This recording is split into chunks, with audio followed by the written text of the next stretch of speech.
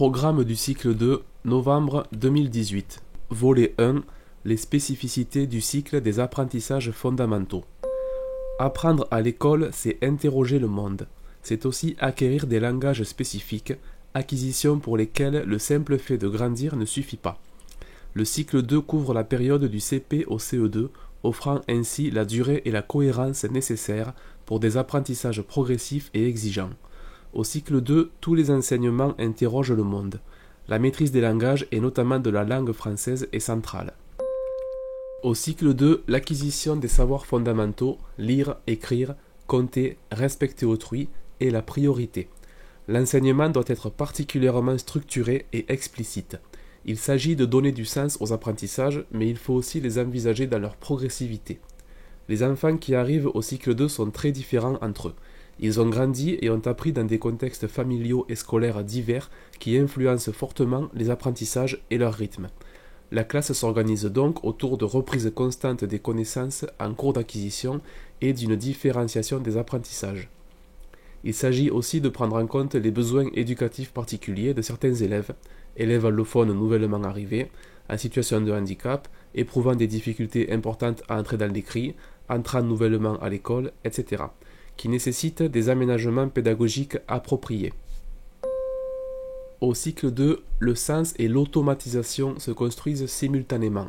La compréhension est indispensable à l'élaboration de savoirs solides que les élèves pourront réinvestir, et l'automatisation de certains savoir-faire est le moyen de libérer des ressources cognitives pour qu'ils puissent accéder à des opérations plus élaborées et à la compréhension. Tous les enseignements sont concernés. En mathématiques, par exemple, comprendre les différentes opérations est indispensable à l'élaboration de ces savoirs que les élèves réinvestissent. En parallèle, des connaissances immédiatement disponibles, comme les résultats des tables de multiplication, améliorent considérablement les capacités de calcul intelligent, où les élèves comprennent ce qu'ils font et pourquoi ils le font. En questionnement du monde, la construction des repères temporels répond à la même logique. Leur compréhension liée à un apprentissage explicite permet progressivement de les utiliser spontanément. Au cycle 2, la langue française constitue l'objet d'apprentissage central. La construction de l'automatisation et du sens constituent deux dimensions nécessaires à la maîtrise de la langue.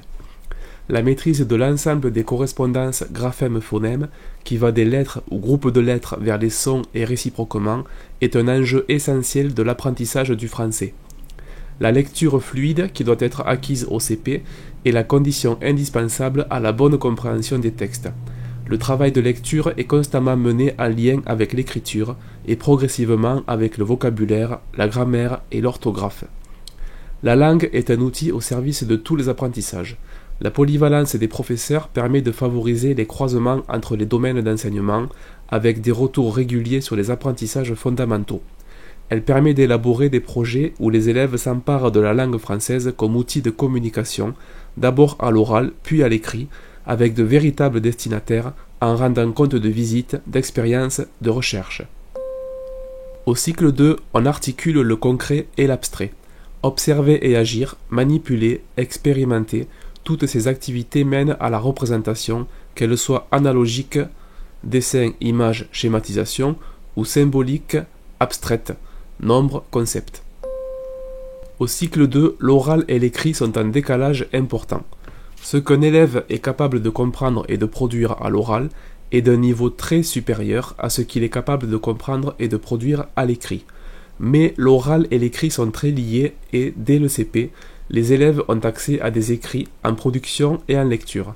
Le décalage entre oral et écrit est particulièrement important dans l'apprentissage des langues vivantes. Le cycle 2 contribue à mettre en place les jalons en vue d'un premier développement de la compétence des élèves dans plusieurs langues, d'abord à l'oral. L'enseignement et l'apprentissage d'une langue vivante, étrangère ou régionale, doivent mettre les élèves en position de s'exercer dans la langue et de réfléchir sur la langue. Le travail sur la langue et celui sur la culture sont indissociables. Au cycle 2, les connaissances intuitives tiennent encore une place centrale. En dehors de l'école, dans leur famille ou ailleurs, les enfants acquièrent des connaissances dans de nombreux domaines: social, règles, conventions, usages; physique, connaissance de son corps, des mouvements; de la langue orale et de la culture. Ces connaissances contribuent au fondement des apprentissages. L'élève est encouragé à comprendre ce qu'il sait et sait faire, ainsi qu'à utiliser sa réflexion lors des temps d'apprentissage. Au cycle 2, on apprend à réaliser les activités scolaires fondamentales que l'on retrouve dans plusieurs enseignements et qu'on retrouvera tout au cours de la scolarité. Résoudre un problème, lire et comprendre un document, rédiger un texte, créer ou concevoir un objet. Les liens entre ces diverses activités scolaires fondamentales seront mis en évidence par les professeurs qui en souligneront les analogies. Par exemple, résoudre un problème mathématique, mettre en œuvre une démarche d'investigation en sciences, comprendre et interpréter un texte en français, recevoir une œuvre en art. Au cycle 2, on apprend à justifier de façon rationnelle. Les élèves, dans le contexte d'une activité, savent la réaliser mais aussi expliquer pourquoi et comment ils l'ont réalisée. Ils apprennent à justifier leurs réponses et leurs démarches. Ceci permet aux élèves de mettre en doute, de critiquer ce qu'ils ont fait, mais aussi d'apprécier ce qui a été fait par eux-mêmes ou par autrui.